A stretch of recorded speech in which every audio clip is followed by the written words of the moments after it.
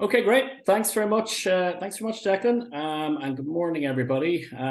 So I suppose just to start off with, by way of introduction, my name is Paul Daly.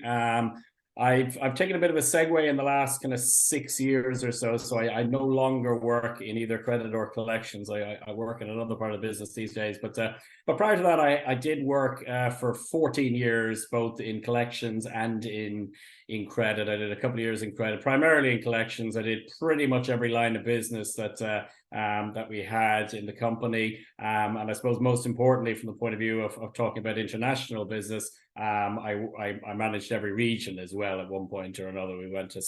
I think we went as far east as Mongolia, and we went as far south as South Africa. So my knowledge of international business would be pretty good. So done that for 14 years. I've worked for Philips, I've worked for Oracle, and for most of that time I've worked with Accenture, and worked on a couple of clients for them. But in total it's 14 years in the collections or the credit business. I suppose also, even more importantly, once upon a time I was sitting where you are sitting now, although we weren't on Zoom back then. That was quite some time ago. But I've been working with Declan for probably the last 11, 12 years. Okay.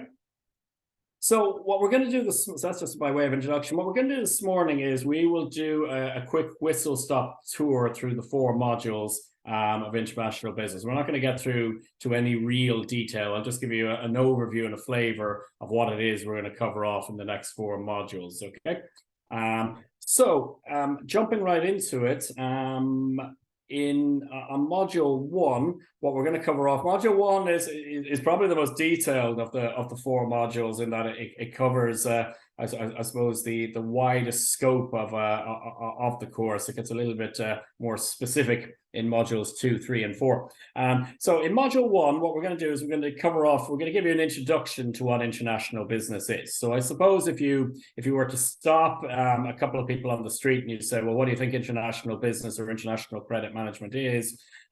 They would probably say, well, it's importing and exporting. And yeah, that's correct. Those are 2 of the functions that you could find in international business, but it does go wider than that. Okay, so you can do importing and exporting. Sometimes companies do everything from A to Z on the importing and exporting side. Sometimes they delegate some of the tasks out to other companies that are maybe experts in the business. But it can also involve investing in a country, investing internationally, so putting your money into something that is overseas, or it can go the whole hog, which is what is known as foreign direct investment, where you would actually put buildings, warehouses, factories, and employ people locally to actually conduct your business in a different country. So there's a wide scope to international business, but it can range from just purely the importing and exporting to all the way of actually committing to actually building or leasing out premises in another country and hiring people locally to do the job. International business only really began to take off in about the 1950s. Prior to that, the vast majority of trade and business that would have been done would have taken place within the country's boundaries. But it began to really take off in the 1950s. Obviously, 25, 30 years ago, when the internet came along, international business began to explode, and it's now an awful lot bigger than it is domestically. So the appeal of doing international business is very strong. And there's essentially 3 reasons why international business has grown over that period.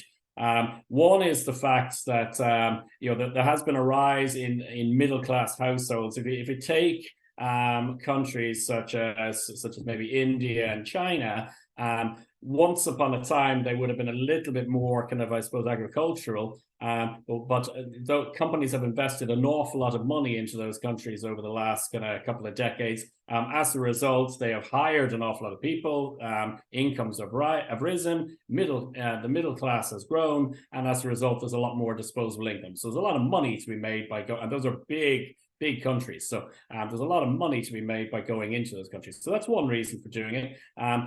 Second reason why it has grown is that countries such as the US and some of the countries in in Europe have looked to countries such as China, such as India, to maybe expand their operations, and have maybe seen it as an opportunity to provide the same service or create the same products, but to do it at a lower cost. So that increases profits, and it also allows them potentially to reduce the prices as well, which might mean that customers buy more.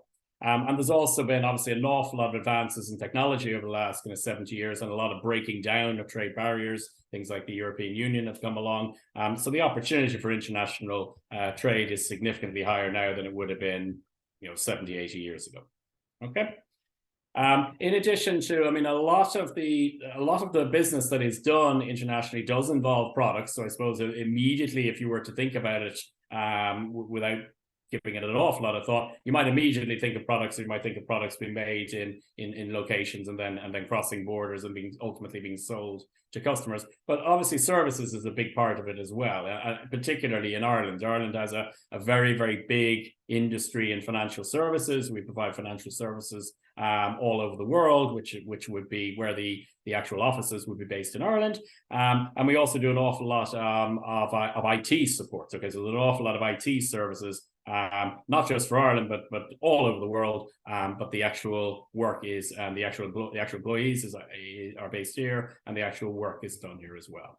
Okay, so services, you can't obviously export every service. Unless you live on the border of one country to another, it's very unlikely you're going to bring a car across the border to get its service. So not everything can be exported. Some services pretty much have to remain local, but a lot of them can be. There's a number of different players in international business. The key one is what is known as a focal firm. Okay, so they're the ones that come up with the idea and say, okay, well, here's a product. We think there's a gap in the market for this product, and let's see if we can sell it to people at a profit. Okay, so there are what are known as focal firms who create these products. But there are distributors. Okay, so you might be an expert, you might be able to create a brilliant product, but you might be lousy at getting it from A to B in a particular time frame. You can outsource that. There are distribution firms who will move your product from A to B all over the world at a pretty rapid pace and reasonably cheaply. So they are obviously a big player in international business. You might be very good at distributing your product. You might be very good at creating product, but you may not be an expert on things like French labor law or how to create a contract in the US. There are specialized firms that will handle your banking, will give you legal advice, will handle things like customs clearance and things like that. So you can engage those as well. So that is big business. There are companies that don't create anything and don't actually send anything from A to B, but they are experts in the area. So they charge a lot of money in order to make sure that your contract is right, your customs clearance forms are right, so they can provide your banking is done correctly. They can provide plenty of expertise there. And then obviously you have your buyers at the end of the chain as well. If you're thinking about international business, I think a lot of people, again, if you stop somebody in the street, a lot of people would think, if you're talking about international business, they're like, oh, multinationals. Okay, so they would be talking about the very, very big companies that we all know well. Okay, and yeah, they make up a very big portion of the international business trade, but it can also apply to small and medium enterprises as well. You can have companies. There are companies, for example, in Ireland, who might create a product and say, for whatever reason, either they say that the Irish market is too small, or they might say, this is a product that would appeal to people in France or people in the UK or the US, but for whatever reason would have no appeal to people in Ireland. So these are known as born global firms. So what they will do is they will set themselves up and they will skip the Irish market altogether, and they will immediately start trading internationally. They will go into other countries, and try and sell their products there. And also, obviously, governments play a big part in it. Okay, I mean, I suppose the help that governments can bring is to remove as many obstacles and hurdles as they can along the way that might prevent international trade from growing. And the benefit is that it creates employment, so that's good for their countries. People who are working pay taxes, which obviously so that facilitates more money going into the economy. So governments also play a big part in international business. Why do firms internationalize? I suppose if you're going to sum it up in one word, it would either be money or profit. Okay, they're not doing it for nothing, but certainly they're doing it because they expect that they will get a good outcome. But if you break it down a little bit, I mean, what you could find is, I mean, markets don't always operate at the same speed. I mean, there's the guts of 200 countries in the world. They don't all operate at the same speed. What is in vogue and modern and so on in one country might be seen as yesterday's news in another country. So you might reach a scenario where a company have tapped out the market in a particular country, be it Ireland or somewhere else, and might say, okay, but yeah, but there's still a gap in the market over in a different country, so let's expand into that particular country. So they may feel either the market is too saturated where they were previously operating, and they might feel that there's more money to be made by going to a different country, or they might feel that the market itself is beginning to, not only is it saturated, but it's beginning to drop and go south. So they might say, well, it's better off if we do that. So that's one reason why they might do it. If a key customer relocates to a different geography, a lot of times companies will follow them. Okay, I've worked for Accenture for a number of years. One of our key accounts a number of years ago was Microsoft. Microsoft many years ago relocated their top person in credit management over to the west coast of the US, okay, because they wanted that person to build relationships over there and to have, to be in the ear of the most senior people in Microsoft. What did Accenture do? They immediately advertised for an equivalent and sent that person over to the west coast as well. So we had two people working with our customer, with a customer and ourselves working side by side. Okay, and the relationship grew as a result. Okay, so if there's if your key customer decides it's a good idea to say go into France, it can be a good idea for you to go in there as well. Okay. Sometimes it's to steal a march on the competition. So you might see, right, your competitors are heading into France and say, well, jeepers, we don't want a scenario where they become very successful in France, so we better go in there as well. You could have a scenario where in France they make an awful lot of money, then as a result, they can maybe charge a bit less for the product in Ireland, and before you know it, you're out of a job and your business is gone. Okay, so if you see competitors going into other countries, sometimes it can be a good idea for countries to go in there. Obviously supply sources, sometimes people will start working in other countries because they see that raw materials are cheaper there, or it's better to harness the raw materials in a different country and create the product in that country. Sometimes they do it because there is an opportunity to hire more people at a cheaper cost than there is in other economies. So that might be another one. And also, I mean, sometimes it can be the reverse. A lot of times, again, when you stop somebody on the street, they might say, well, it's, they're looking to go into countries because it's an opportunity to save money. It can be the reverse as well. The number of people that can invest in your business in Ireland is probably limited. If you go over to the US, there are an awful lot more people with deeper pockets over there. So if you need a big cash injection, you need someone to invest in your business, going to the US you might have better chance if you go to the US rather than trying to do it locally as well. Okay, so yeah, so gaining knowledge and gaining the opportunity to have access to finance is another reason that people will do it. Finally, why do we study international business? Obviously, as I said before, there's an awful lot of money in it. Okay, so your companies might well be interested in the area. It does allow money to flow within the economy. So it is good for economies that there is international trade. Okay, it does make for a more harmonious world. Okay, I mean, one of the reasons that the EU was originally set up was, and it wasn't that long since World War II had happened, and said, okay, well, if you're in business together, you're more likely to work closer together and to get on better, and so on. And there is obviously the ongoing threat of sustainability. Okay, there is now that can be argued either way, but on the sustainability side, it is probably better that countries work together rather than all try to operate just to look after themselves. Okay. So that's module 1. Like I said, there's a lot in module 1. There's probably a bit less in modules 2, 3, and 4. Or they're not as wide. There's plenty of reading in modules 2, 3, and 4. Don't get me wrong, but there's probably not as many different topics as there are in there. So I'll pause for a moment before I go on to module 2, and I'll just see, is there any questions?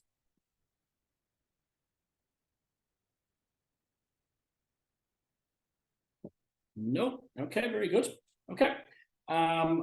So what we cover off in module 2, we start talking about we go into the nitty gritty and we start talking about the actual individual countries that you might be working with. Okay. So we have 20 of them in there and we cover them off. We do 12 of them in module 2 and we do another 8 in module 3. Okay, so we cover them all. So all of module 2 is taken up with those first 12 countries, and then module 3 you have remaining 8, and then there's another piece in module 3 which I'll cover off in a couple of minutes. Okay, but what we do is we have a large section on each of the biggest countries in the world that you might be dealing with. So we have the US, we have the UK, we have Germany, we have France. We have India, we have China, we have Australia. So we have a wide number of very large countries and very large economies that are covered off. So what it is that we do is we give you a bit of a background on each of the countries, okay? And as a result, we try to give you an idea as to what it's like to do business with people in those countries. So if you've never done business with people in certain countries, it's very, very useful material. If you have done business with people in those countries, there'll be an awful lot of things in there that will ring a bell. Okay, so it gives you background to the country and gives you an understanding as to what the people in the country are like and how you deal with. Now, there's inevitably an element of stereotyping in there. Okay, so not everybody in Italy is exactly the same as their next door neighbor. You know, there's an element of stereotyping, so we have to do an element of that. But in general, I've dealt with people from most of these countries. Believe me, it is very, very accurate. Okay. So we're going to give you that. We'll give you background in the country and understanding as to what it's like to work with the people. We will also, right from the get-go, give you a list of the holidays in the country. Okay, so if you have ever tried to collect money in France in the first 2 weeks of August, or if you've ever tried to collect money from Saudi Arabia during Ramadan, this information is very, very useful. Okay, so we'll give you a breakdown as to what the holidays are in each country. We will talk to you about the best way to communicate to people in these countries. Okay, all right. So there are some countries where people will be very, very direct. Okay, and so direct almost that it can nearly come across as rude. There are other countries where people are a lot more indirect and they might say something, but you have to kind of pick away just a little bit to try to. So I mean, they might kind of tell you sort of when the money might be coming, but you have to kind of pick away and kind of really kind of work to find out, okay, is that really when the money actually is coming? So some people are very direct in how they talk to you. Some of them are more indirect, okay? And you will need to be the same. You know, if you're talking to a prospective customer and you're overly direct, it will take them back a bit, okay? It's not to say they won't do business with you, but it might get you off on maybe a weaker start than you might do if you know this information, okay? So communication is about talking, but it's not only about talking. There is also what we don't say, okay? There is eye contact, there is proximity, there is a proximity to people, okay? There is how humor might be interpreted, okay? There is whether it's appropriate to smile or not. There's a lot of communication that is done not through words, okay? So we will talk you through what that is like in these countries, okay? We will talk to you about how you greet them, okay? So let's say you get on a plane, you fly over and you go and talk to these people. We will tell you how to actually greet the people in there, okay? In some cases, it's handshakes. In some cases, it's bowing. In some cases, it's kisses on the cheek. All right? Very important one, we'll tell you how to conduct meetings in those countries, okay? If you start a meeting in the US and your aim is to spend the first kind of 2.5 hours of kind of, let's get to know everybody in the room type thing, you will probably sense an element of impatience by the time you get to the end of the 2.5 hours of people wanting to get on with things, okay? We will, whereas in other countries, it would be completely out of order to immediately, to start a meeting at 9, and then by 9:05 be talking business, okay? In some countries that's just not going to work, okay? So we're going to give you an idea as to how to conduct meetings in these countries. Number of do's and don'ts, okay? So a lot of countries have their kind of past that they would like to leave in the past, or they have current problems that they don't really want to overly talk about, especially with outsiders. So we'll cover off a number of do's and don'ts, and we'll also give you a number of tips and tricks and considerations that will help you in your day-to-day work as a credit controller, if indeed you have extended credit to people or companies in these particular countries. Okay, so there's 12 countries that we're going to cover off in module 2. That'll give you a good indication as to how to handle all those things. And then we do 8 more in module 3 to round it off. So I'll pause there and just see if there's any questions.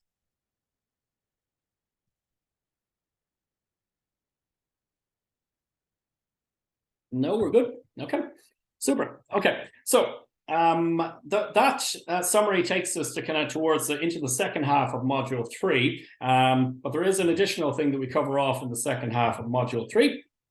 And that is risk. Okay, and it's risk not necessarily always in the kind of, you know, it does cover what you have domestically, so we'll talk about that in a minute, but it also goes a bit wider in terms of risk. Okay, there's no doubt there are additional risks to doing business internationally that you don't always see at home. Okay, so there are 4 different categories of risk that we talk about when we are when we're going international. Okay, the first is country risk. Okay, so if for argument's sake, let's say for example, I approached you and said there was a great business opportunity, unfortunately in Ukraine. I think your immediate reaction would be, well, okay, that's good, but there are obviously risks to doing business in Ukraine. So the very first thing that comes to mind whenever you're talking about opportunities is security risk. Okay, so is it safe to do business and to travel into that country? It is in some countries, it is not in others. Okay, what is the political stability risk? Okay, so if there's elections coming up next year, you could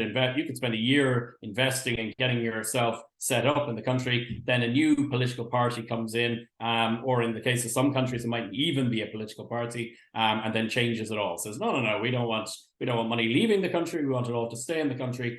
So as a result, you've got a bit of a problem. So political stability risk. Okay, and it even goes further than that. It's how smooth is the handover from one party to another in the event of in the event of an election happening and there being a change of power. Okay, we cover things like kind of legal risk and so on. It's all well and good to have a contract in certain parts of the world, but will the contract be enforceable? Okay, are the courts going to support you if you're in the right and you have a legal binding contract?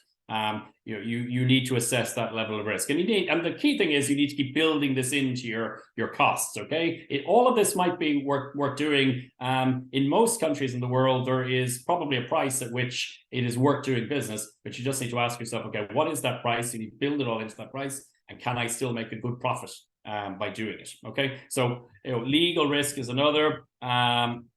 Foreign trade risk. I've certainly had scenarios where we have reached customers in certain countries, and they have said, listen, I'm perfectly happy to pay the $1 million that we owe you, but unfortunately at the moment the government is only allowing us to transfer 10,000 out of the country on any one day, and we have literally had to watch 10,000 arrive on a Monday, 10,000 arrive on a Tuesday, 10,000 arrive on a Wednesday. So if that is likely to happen, you need to know that. Okay, because believe me, your invoice, if it's $1 million and 10,000 are coming through every day, your invoice is going to be fairly overdue by the time it's finished. Okay, labor market risk. Okay, how prone is the country to strikes? Okay, how powerful are trade unions in the country? In some cases, they're not particularly powerful. In other countries, they are extremely powerful and will paralyze your business if a strike breaks out that may be related to you or may not be related to you. So what is the labor like? Can you fire unproductive members of your workforce? In the US you can do it quite easily. In Europe you can't do it as easily. So you need to know all this. You need to build all of this into it. So country risk is your first of your risk. Okay. The second of the 4 is currency risk. Okay, so if you come to a deal with a customer for say €1 million, and the payment terms are 90 days, by the time those 90 days have elapsed and it's now time to pay, that $1 million may not be worth the same amount as it is now. Okay, if you're dealing with 2 different currencies. Okay, and there's ways around that. Okay, you can agree, okay, listen, we're dealing in euros, so you're going to pay me in euros, and that way you get your €1 million. You can agree with the bank that the bank will take the risk in relation to that.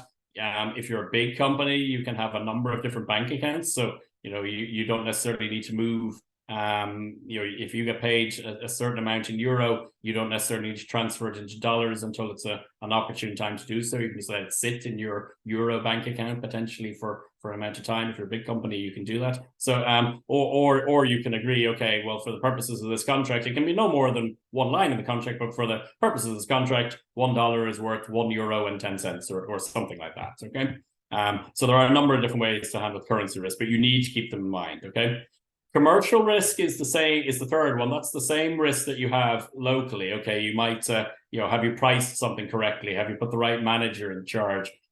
Is it the right product? Have are you selling it?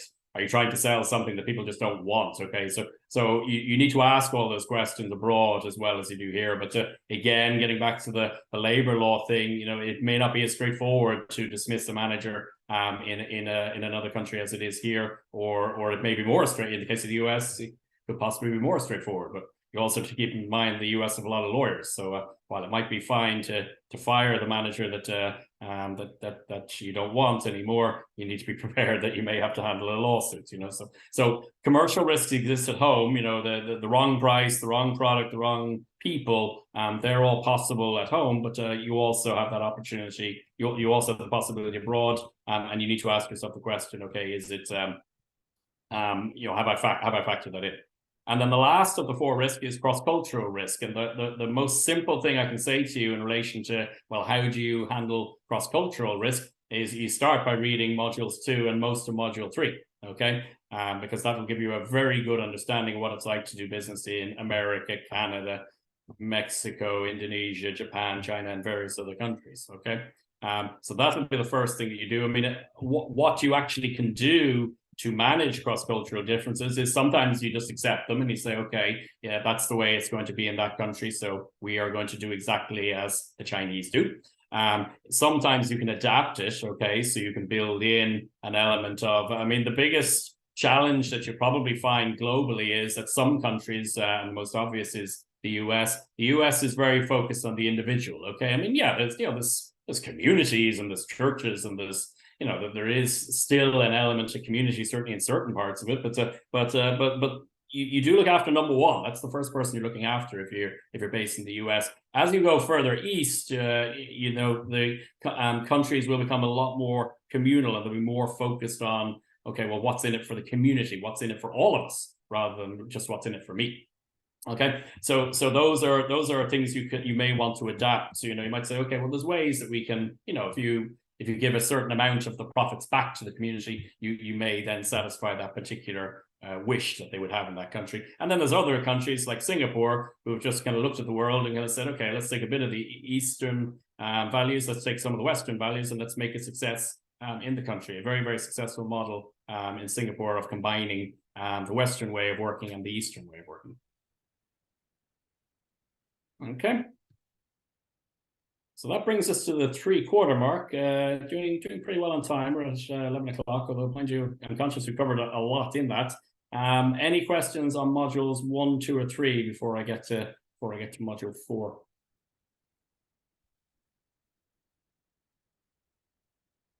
No? Okay, very good. So finally, module 4.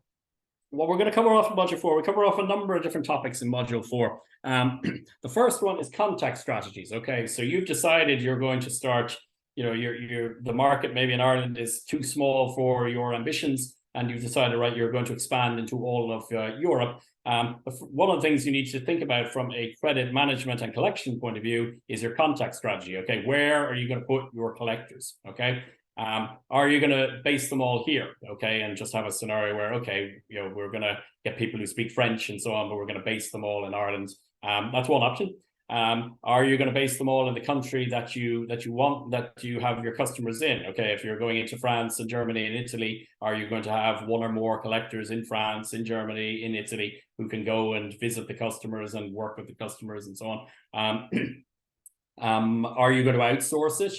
That's potentially another option. Okay, are you going to potentially say, okay, well, listen, it's fine to do our collections for Ireland, but when we go into Europe, it's not necessarily our area of expertise. So are we going to employ somebody else to do it, or are you going to do a split of the earlier model? Are you going to have all of your collectors? Are you going to have all of your collectors in Dublin, and nobody out in Europe? Are you going to have all of them in Europe, or are you going to have a combination of the two? Are you going to maybe have a centralized team based in Ireland, but then local collectors in France, in Germany, and Italy who can get in a car, get on the train, or get on a plane, and go and see your customers in that country to resolve issues or to build the relationships with them. So that's something you need to keep in mind. What way are you going to manage your credit and collections activities? When we reach September, we're going to be doing a credit management module as well, which is more, it's not limited to domestically, but I suppose it's less focused on the international side. But there's a key part of that, which is customer visits. But we do cover that off in the international module as well, because there's an additional thing you need to keep in mind with your customer visits, is that if you are based in Ireland and your customer is in France, you're looking at presumably a plane to go and see them. Okay, so the preparation that goes into it, and the need to have a successful customer visit and make the most of it is significantly more, because there is higher costs involved in going than if you're going to a customer 10 minutes up the road, and there is also additional costs involved, like hotels and flights, that you need to factor in. So preparing for customer visits, that's something we're going to cover off in module 4. Let me see, what do we do next? We also cover off a lot of the documents that you may be coming across in international credit management. The most important one being letters of credit. Okay, there's a number of letters of credit. Again, I've mentioned more than once, there is risk involved in dealing internationally. One of the ways around that risk is letters of credit. Okay, so you make an agreement for $1 million with a customer, and all going well, you successfully collect that $1 million after 30 days, 60 days, 90 days. But you can have a plan B, which is, okay, let's say that it goes significantly beyond the 90 days and we still haven't been successful in obtaining payment for whatever reason. You can invoke the letter of credit, which then means that that your debt is discharged. Okay, so there's a number of different types of letters of credit that you can use in international management, in international credit management, which we will cover off in module 4. Okay. Another way of minimizing the risk when you're dealing with customers abroad is credit insurance, okay, which I did deal with a couple of times in my career as well. So again, there might be significant risk in going into a location that might be seen as dangerous or unstable or financially unstable, but there are insurance companies that are willing to take that risk, and they will charge you for it. But there may be ones who are perfectly happy to say, okay, well, listen, we can give you a policy. We can insure that debt. If you're happy enough to go in and do business in that country, we'll insure that debt. If a certain criteria has been fulfilled, and a certain time period has elapsed beyond the due date, you can claim on that credit insurance. And again, the debt is discharged. So that might well, again, you factor it into your costs, but that might well make it worth your while doing business in a country that maybe otherwise you might say, well, actually, I'm not going to do this. Okay. So that's it. Those are the main topics that we cover off in modules 1, 2, 3, and 4 of international credit management. I'm a good bit ahead of time, but I suppose that's probably preferable to the reverse, which for quite some time I have been involved in. So I'm not sure when we come to the recap in the autumn that I'll be as quick, but that I think is a good whistle stop tour of modules 1 through 4 for international business, international credit management. Any questions? Yeah, all quiet. Well done, Paul. I think that gives I hope that whets your appetite. I hope you're interested, and there's lots of good stuff in there, and I think it's about understanding, it's about communications, it's about so many other things. And yes, certainly there's detail in there that you may or may not use depending on the role you're in. Guys, none of us know where the future is going to go, and having an international credit management qualification under your belt, just gives you the confidence when you walk in somewhere that you know what you're doing. And the great thing is having the support of Paul and ourselves here. Even if you don't know what you're doing, you always have somebody to shout out to for help. So I think that's very important. So yeah, it's a good module. There's a fair amount of reading in it.